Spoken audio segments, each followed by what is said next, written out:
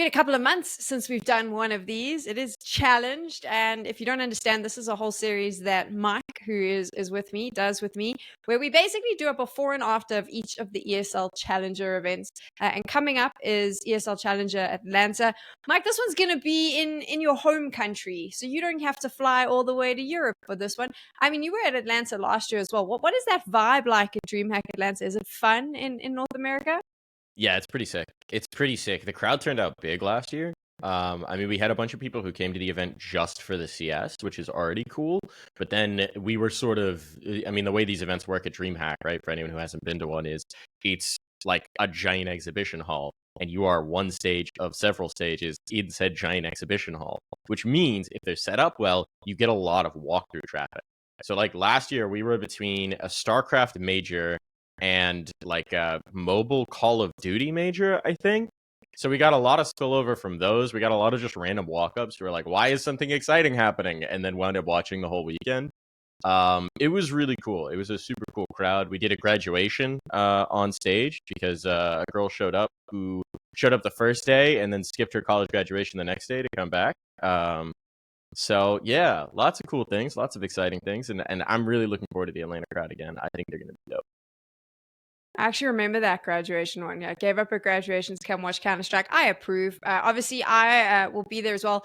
Mike will be the stage host. I'll be desk hosting, which means I'm actually not in Atlanta. You'll just see my face on the screen. It's always my favorite because last year as well, a bunch of my friends who do StarCraft are like, oh my gosh, where are you? And I was like, not there, friends. They leave us in Sweden. But the premise of this whole series is that we do it before and after. So for the before, we're going to walk through some of the teams, and then we're going to make some predictions as to how we think this is going to go. And then Mike and I will get together and chat about it a little bit afterwards. The idea is just to get you excited about Counter-Strike, because I know a lot of you maybe don't watch the ESL Challenger events, but I think it's such a cool place to see new talent coming up.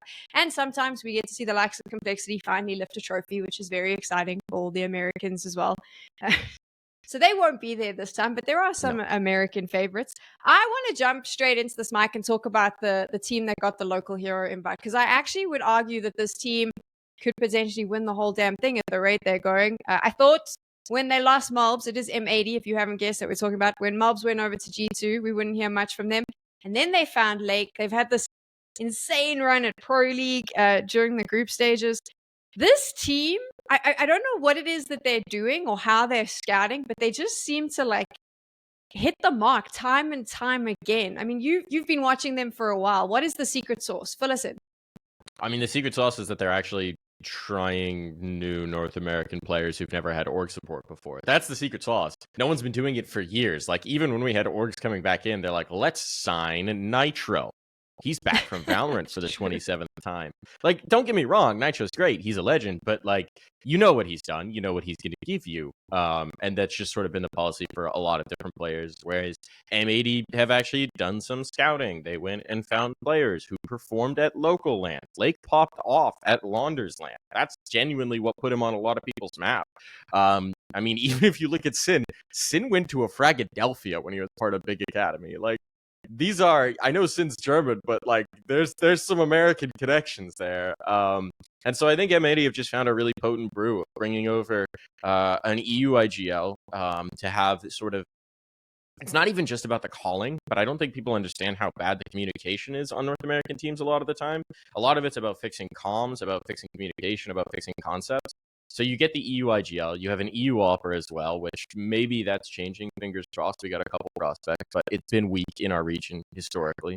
And then you put in a lot of really potent North American riflers. You got a guy like Swisher, who's been around the block, who's never really had consistent org support or any org support, frankly, but who's developed into a very mature veteran player despite that, right? He used to be the star player. Now he's playing much more supportive roles. He's setting up his teammates. He's really one of those guys who's just willing to play whatever to set up. And then you've got these young players. You've got Rek, who's an anchor, dependable as hell. Not something you get in a young player. But again, he's 20 now. He's been playing since he was like 15. I think I cast his first game for me when he was 15. So like, he's got a very long career for being so young. And then Lake is definitely a new name in terms of like, I thought he would be okay. I did not think he would adjust this quickly. In EWC, he looked a little shell-shocked in their first game. Then they beat Complexity. There's a little bit of symmetry here. In Pro League, he looked a little shell-shocked in their first game. Beat Complexity, you know? It's like, it's a good formula for M80. So I think you're absolutely right in terms of this is an M80 team that should be playoffs, guaranteed. They should be locking in playoffs in front of the home crowd, and they could push for a title, which would be pretty sick. Be pretty cool. I would kill to have an NA team lift that trophy at ESL Challenger Atlanta. That kind of feels like it has to happen. Purely because, and I had this conversation with Launders on another podcast about like North American Counter-Strike and kind of how the combination of COVID and Valorant sort of killed it. I feel like these organizations like M80, we'll talk about another one in a little bit with Wildcard, the likes of Nouns, who we won't see, but I'm bringing them up. Like there's this like grassroots feeling that's starting to build. I don't know if I'm wrong. You're on the ground, but it feels that way in NA where everyone's going, you know what, fuck it, like the scene died, we're going to bring it back, screw what everyone else says, because there was a time where it was booming, right? And it kind of feels like there's this, it almost feels like this army of fans and players and orgs that are like, hell, we can build this all over again and we're going to do it. Yeah, I mean, North America is super hungry for Counter-Strike. We've seen that this year in particular. And I mean, events are the thing, right? Dallas, the crowd is awesome. Atlanta, the crowd was awesome last year for the context of DreamHack. But it's also lands, local lands, right? Like Philadelphia has been selling out in tons of cities. Like they sold out their recent Chicago in like 8 hours, I think, or something ridiculous like that. Like they sell out lands constantly. Launders land sold out. They're going to do another one, hopefully this winter, knock on wood, that works out. Like they sell out their land. Like people are hungry for Counter-Strike. You know, a lot's been made about the size of the player base in North America versus Europe and this, that, and the other thing. And like, yeah, we don't have their raw numbers, but we have a community that really wants to play and really wants to play LAN and really wants to compete. And that's where you grow talent, right? That's where you find somebody and find out that they're real, not just a guy sitting in the at home drinking Coke with no pressure, whatever the meme is, right? Like it's the crucible that grows it. And I mean, seeing orgs come in as well, I want to give a big thank you to Riot for making their tier 2 completely untenable for organizations, making it impossible to make any money in that game, because it's really turned a lot of people's focus back towards Counter-Strike. And I mean, I think M80 is the first example of that. I think they've done a tremendous job in terms of like building smart, and I think they're being rewarded for it, which is dope. I hope a lot of other people follow their example and see that this is a viable esport to, you know, make a name for yourself in, to make something of yourself in as an organization, even if you have no prior history. There was recently a bit of a spat online, you know, where I think Hawka put out a tweet where he's like, you know, I think Sin could get picked up by a real org. And Marco, the CEO of M80, took exception to that, and they had a little bit of a tiff. But I think it was a reasonable tiff to have because M80 isn't here to be a feeder team. You know, they're here to grow.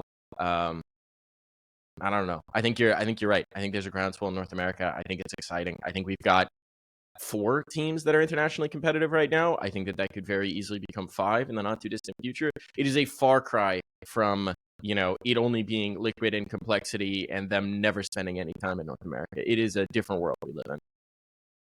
And it's exciting, I think, for North American fans, especially because we know there's a major coming next year as well. That kind of gets me super hyped. Let's talk about the other North American representation, though, that we're going to see at ESL Challenger Atlanta. Wildcard, I mean, there's the South African link. Obviously, Sonic is playing for them. I think he's now technically Canadian, though, because he has moved to Canada, if I'm not mistaken. So I don't know if I can claim him, but they've been a little meh, to be fair. What are you thinking about their chances in this particular tournament? You know, I think that I would like them to push into playoffs. I think the thing about this tournament in general, and I'm going to jump a little bit off of Wildcard, is that because it's happening at the same time as IEM Rio, basically, they're like back-to-back. You can't play both. The pool's a little weaker than we've seen at a lot of recent challengers. Challengers have been really competitive over the last year and a half. And this one's a lot weaker than we're used to seeing. Frankly, you know, if you're looking at the ESL ranking invites, you've got FlyQuest and BetBoom in there. I don't really rate either one as a world beater. You know, you've got ODDIK coming out of the South American close qualifier because it turns out all the SA teams wanted to play Rio. Shocker. I don't really rate ODDIK that highly, frankly. I don't think they're that competitive. Rooster had like one good series against Mouse, but then everyone beat up on Mouse, which is confusing, and I don't understand it, but I don't know how to rate Rooster because everyone else kicked their ass at Pro League. I think Saw's really dangerous. I think Big is looking shockingly good since they've gotten more dynamic and adopted a little more of the Recon flair. So I think those two are dangerous teams. But do I think there's a chance Wildcard's the fourth team that makes it into playoffs? Yeah, I think even if they lost a lot of their series at Pro League, I think they were quality losses. I think they played some tough teams. I think they played well. They took Spirit. It took Donk dropping 75 kills in 2 maps or something stupid to beat Wildcard. Like, I think this team's got some juice. I think they got some unfortunate runs in Pro League. I think they played Spirit, 9Z, and 3D Max that they lost to. They destroyed Koi. Well, they didn't destroy them. They beat Koi. They lost to 3 very solid teams. I think this team could push playoffs. That is my ambition for them. I also think it's still very new into their roster. I think they showed enough at ESL Pro League that I really hope that Wildcard's going to come out swinging in front of the hometown crowd. And I'm hoping that JBA is going to be a little more comfortable as well, because I think you could see the nerves for him. He hasn't had that same time. He's a very young prospect. He's a very exciting prospect, but he's definitely still getting used to the LAN environment, and it's a world of difference when you have a crowd that's rooting for you. So that I'm optimistic about. That one's a little bit more anticipatory, shall we say. It's just the typical American support, right? This is Mike, because he's like, well, I'm North American. I want to see them do well. We were talking about that movement in America. I'm joking. I actually think Wildcard, like you mentioned, in this mashup of teams, there is a chance for that, because let's touch on the controversy, because it existed. Obviously, ESL made these rulings that you couldn't try and qualify for IEM Rio and ESL Challenger. And that was because IEM Rio, I think it literally starts like the day after Challenger. Yeah. So we wrap, I think their media day is the next day. Yeah. So our last day is the 6th. Their media day is the 7th.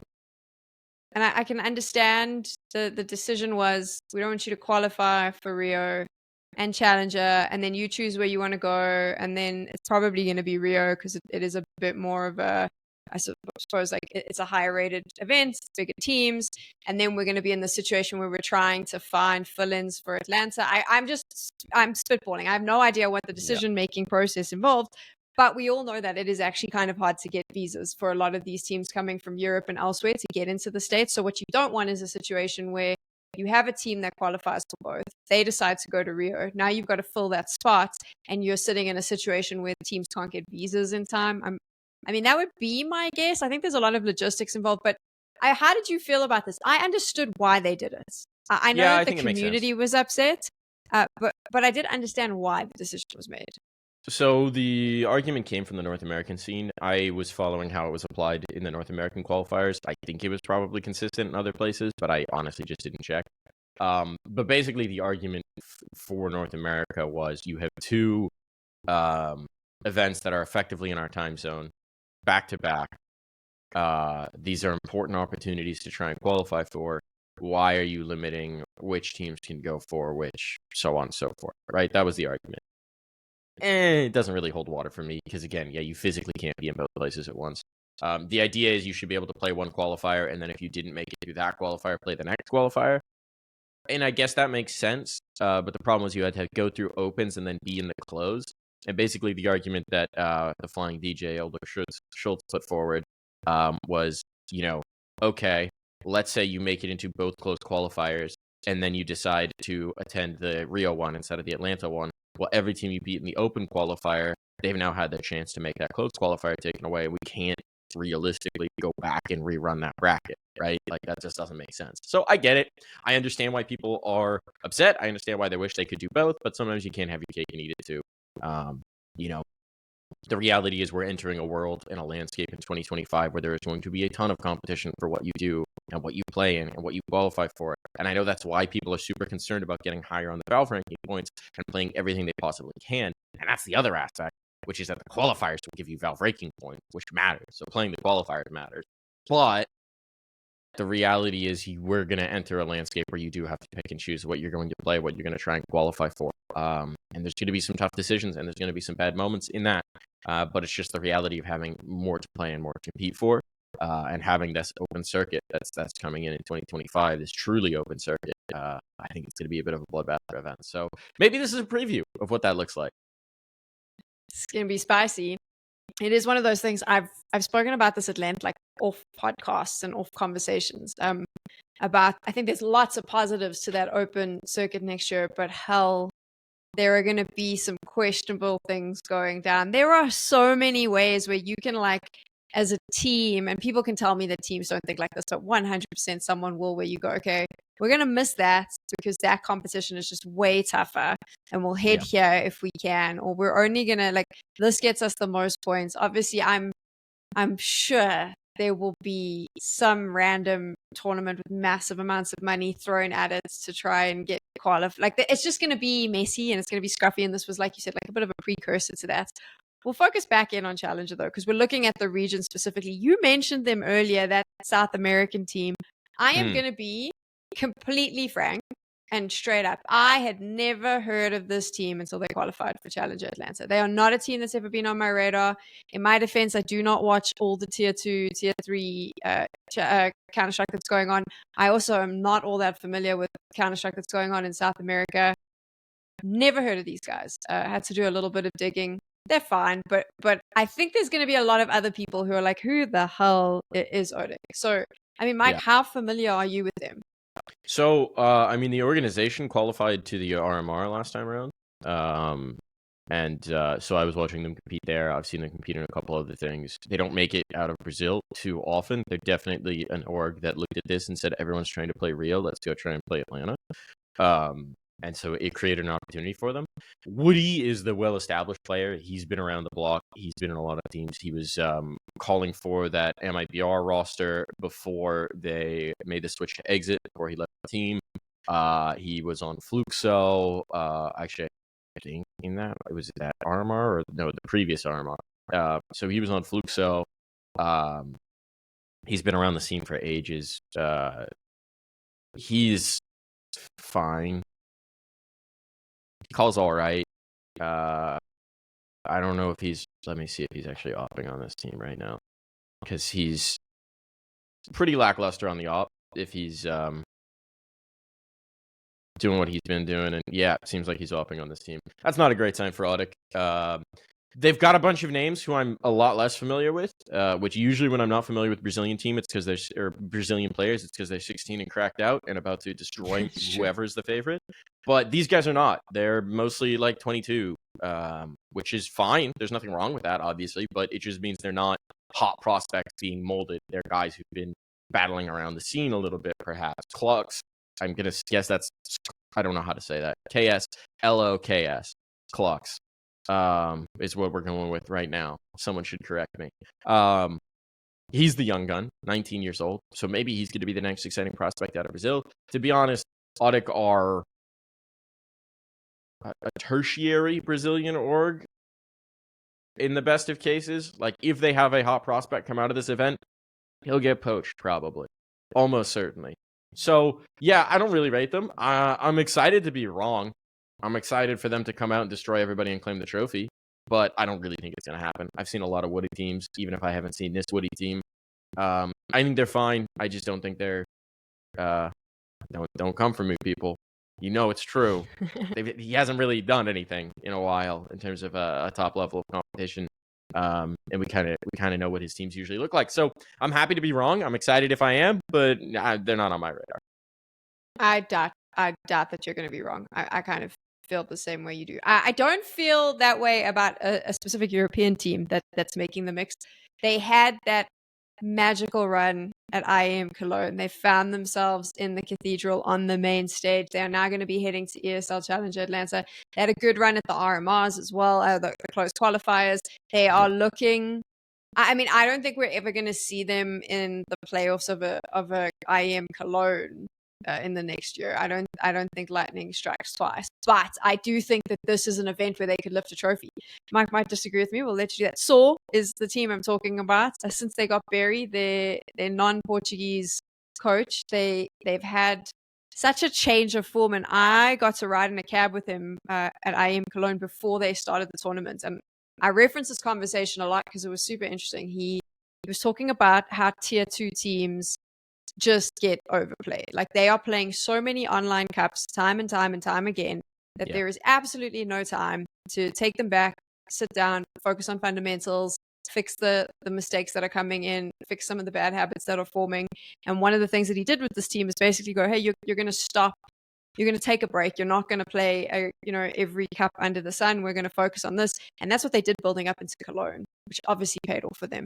Since then, I don't think that they've looked too shabby. I think that they could be really strong. And I do think, for me, they're a contender here for Challenger. Mike, I think that they could go all the way and make it to the finals. And I do actually think they could win the whole damn thing. I'm going to go further. They should. Anything less than a trophy here is a disappointment for Saul. The expectations have changed. Saul is damn good. I got to cast some qualifying through as well. They were very strong there. They looked good. They played up against this crazy Guns team that came out of nowhere on my radar and was upsetting people left, right, and center. And they played them very well. Twice.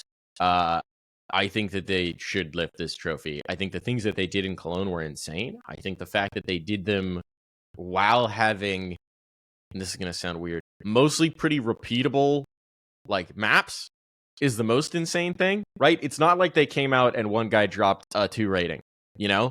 Like, people had good maps. Gutierrez had the best clutch he's ever had in his career that he should never have won. I don't know how he won it. That was pure magic in the arena.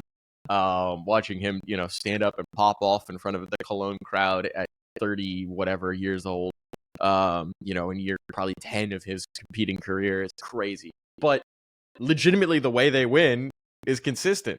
No one wants to play them on Nuke. No one should play this team on Nuke. And as we've said in so many different situations, if a team is good on Nuke, that's usually a good sign that they're a good team. It's kind of one of the thermometers of a roster. So looking at this pool, they should win. They should win. As soon as they qualified, I said they should win. It's a lighter pool, and they're the kind of team where, as you showed, as you said, with the Cologne, when they have a little time to think about their opponents and they have a little time to prep, this is one of those events where you're going to be looking at 4 teams on here and saying these are the danger teams, maybe 5 teams, right? You're doing heavy prep for. You're prepping for everybody else. Don't get me wrong, but Barry is going to come in knowing what Tabson eats for breakfast. Like, they're gonna come in with knowledge, and this team is just steadily getting better, I think. And as they have more of these berths and they have to play less qualifiers, they qualified for this, so it's not a great example. They'll have more time for that prep, more time for that thinking. So yeah, I think Saw should lift this trophy. I think they absolutely should. I think anything else is going to be a disappointment for them. Bang on the money there. Normally what we did the last time is we went through team by team by team, but I kind of feel like this time I don't want to do that, just because some of these teams, and I'm going to say it, like you touched on the teams from down under, the Australian teams. Like, I feel horrible saying this, but I don't think, because of how this lineup of teams looks, that they are going to have really deep runs. I think that they're going to fill, but for me, it is the M80s, the Saws. I'll bring up the other name in a little bit that I think need a little bit more focus. But yeah. This is a team effort here. So I don't know if you agree with me or if you want to deep dive into whatever the hell is going on at FlyQuest. I'm willing to totally say Rooster needs to show us more before we rate them. That one I'm down to discount. I think they've got some exciting names, which is cool because we need more talent in the Aussie region. So, I think they should come out here and play well, and maybe FlyQuest should pick some of them up. FlyQuest, though, it's like, we all know what the problem is with FlyQuest. Everyone knows what the problem with FlyQuest. It doesn't feel good to say because you can look at it, and this is one of those rare moments where usually the box score tells the story, which is that it is just tough to play in the modern Counter-Strike era if your AWPer does not consistently hit shots. It's an unfortunate situation because he is a lovely human being. And it brings me no pleasure to say this. I very much enjoy seeing these guys at events. They're incredibly, fun to say hello to and chat to. And I mean, I'm dancing around it, but it's Alistair. I've known Alistair since he was coming over for global challenges to compete with the first Greyhound iteration, right? Like, it sucks to say, but until either he gets past whatever mental hurdle is going on with the offing, because the thing is, he misses the easy ones. Sometimes he'll hit some blinders, but he misses a lot of the easy ones, and you just can't do that in the modern game of Counter-Strike. It's just tough. I know why they like him on the team. He's a great teammate. He's a great energy guy. You can hear it in their comms all the time. He sets up a lot of nice utility. He's a very selfless player, and that's great. Selfless players are awesome. You don't want them to be your AWPer. So, unfortunately for FlyQuest, I could see them making playoffs at this. It just depends on the group draw. I don't think we have groups yet, so it depends on the group draw here. I guess theoretically, no, it's them seeding each other. So I don't know how the group draw is going to work out exactly. They could make playoffs. I think it would be insane for them to lift a trophy. I just don't rate them over Saw, Big, or M80, really, in any context. And I think Wildcard and BetBoom should probably play them close, if not beat them. Like, I don't know. I want to be wrong. I like these guys. I like so much of what they do. I think they've got a lot of pieces. You know, I think Dexter is playing out of his mind while also calling pretty well more often than not. I think Inst has loads of talent. I think Vexite has loads of talent. Liaz had some step-up maps at ESL Pro League. But you just do have that glaring Achilles heel. And it sucks to say. It's really not fun that this is the reality of it, but everyone can look at this team and know what the reality of it is. And they know about the reality of it, but they're determined to get past it, and it's not. They haven't yet. They haven't. Pretty much summed up exactly how I was feeling. But you did mention a team that I've got my 3 favorites, right? And this is a team I've always had a soft spot for Big, but I have a bigger soft spot now because I legitimately think that the changes that they've made this lineup is the best Big lineup we've seen in many iterations. Like, I feel quite positive about what I'm seeing. I think that they still, the last few times I've seen them out, maybe a little bit more time just to fine tune some stuff. But I'm hoping that at Challenger Atlanta, we'll be able to see the Big that I think can come to a competition and be the upset kings, because I do think that they have the potential with this lineup. Yeah, I mean, I think that if you their ESL Pro League run is what's giving us this hope, right? They did not look great at Cologne. They beat FlyQuest, but they did not look great at Cologne. They have not looked great recently, but they've clearly changed up a lot of what they're doing, and now this run at ESL Pro League is super exciting. But you do have to look at their opponents. You do have to look at who they beat so far. Right now, they're playing the Mongols as we speak. I think it's 12-7 when I'm saying this. It's not looking good. Just check the scoreline for that one. Obviously, a Mongols win would be a quality opponent. They're playing the Mongols close. That'll be a quality loss if they lose, but it'll still be a loss.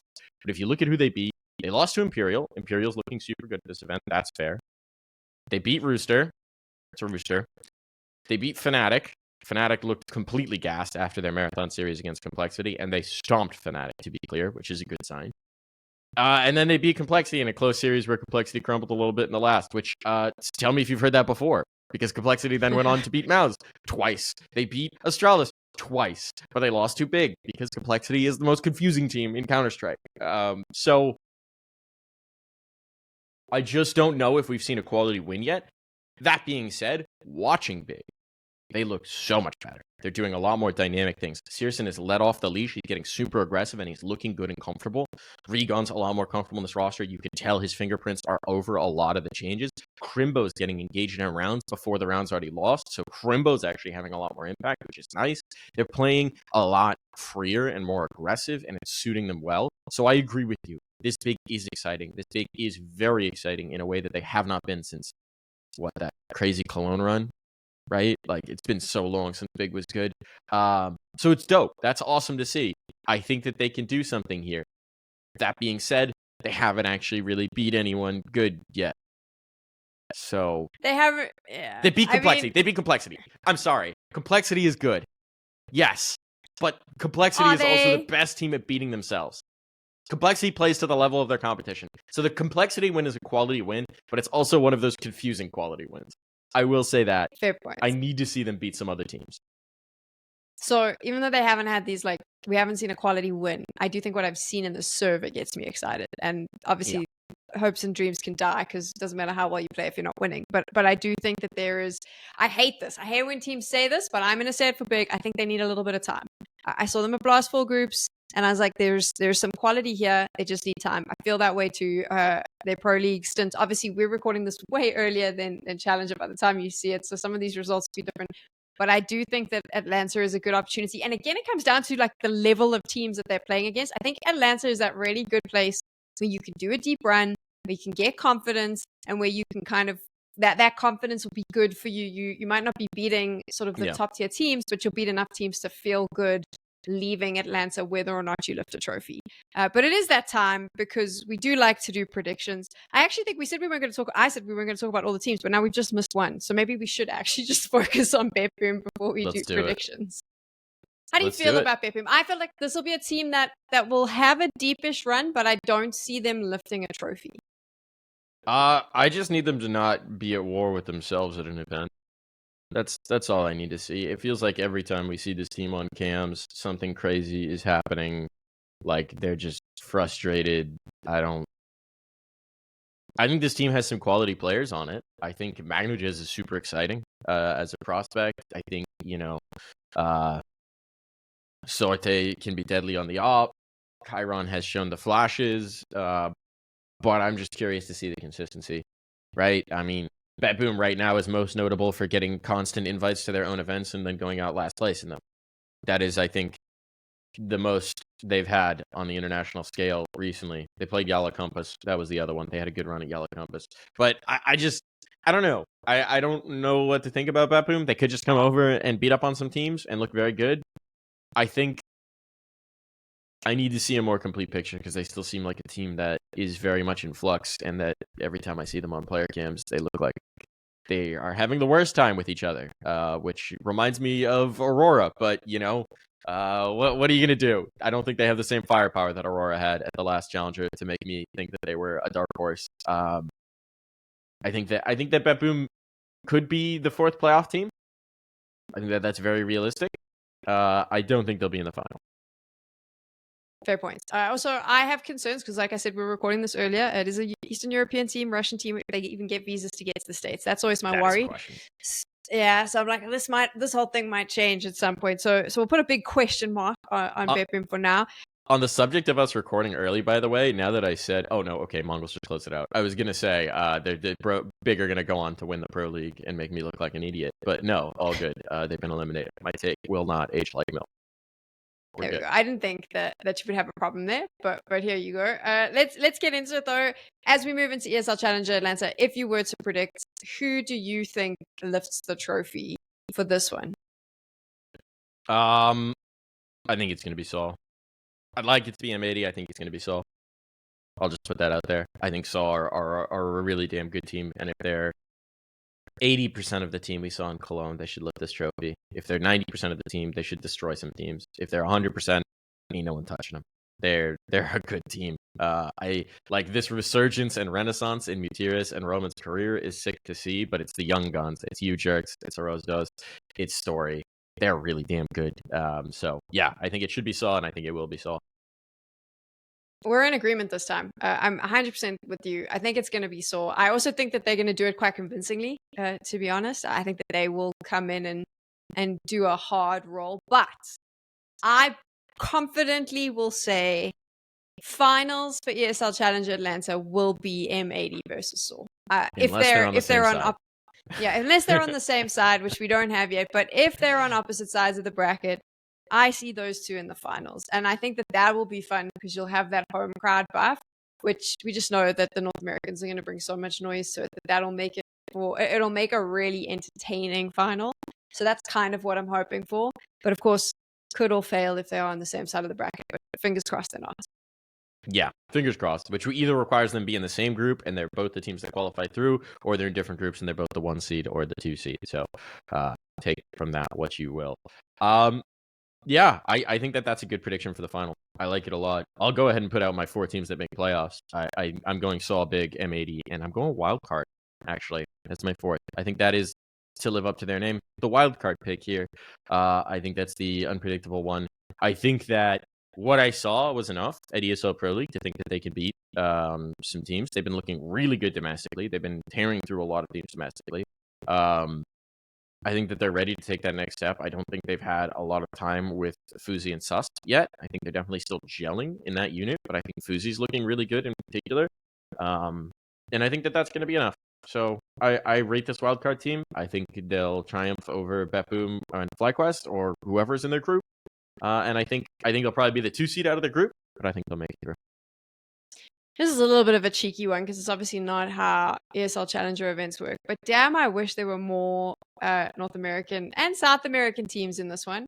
I kind of wish, like, because it's in Atlanta and just because of how the crowd is, they should just add extra teams for these challenges. I kind of feel the same when it's IEM Dallas. Like, just add some extra spots and just toss in some more home ground representation. Because North America only gets really, I mean, like, there's obviously, we've spoken about the different lands that the community is building, but when it comes to like the big events, like what you've got Dallas, and then you've got this particular challenger, yes, you'll have a major next year, but there's a part of me that feels like you should just give them a little bit more. I don't know how that works though, because I don't think that is how any of this could work. Congratulations, Sam. Your green card is in the mail. You're now an honorary American. We do want more lands. Please give them to us. The major is definitely a good step. It'll be exciting that I think, knock on wood, this is no inside information. This is just me reading the calendar and the tea leaves. We're going to have like IEM Dallas into the major. Is kind of a sick thing to do there. So I think that's going to be very cool for NA. Come to both, folks. Just spend a month in Texas. Screw it. Have fun. But I think that the North American crowd has shown that they turn up for events. I mean, the fact that we had it in Atlanta last year was sick. The fact that, like, Blast DC, what is that, 2 years ago, a year and a half ago, was a small crowd and yet still a dope atmosphere.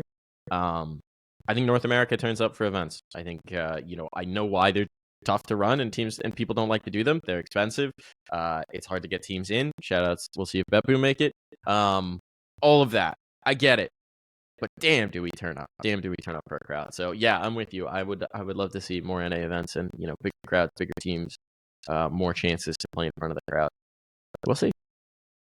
We'll see. But for now, you have this NA event. So ESL Challenger Atlanta is going to be taking place. We'll be back after that event to talk about our predictions, see how they played out, see how the event played out, and give you a little bit of an update. In the interim, though, you can let us know in the comments below who you think is going to make the finals, and then we can all come together and see how wrong or right we are. So we'll see you in the next episode.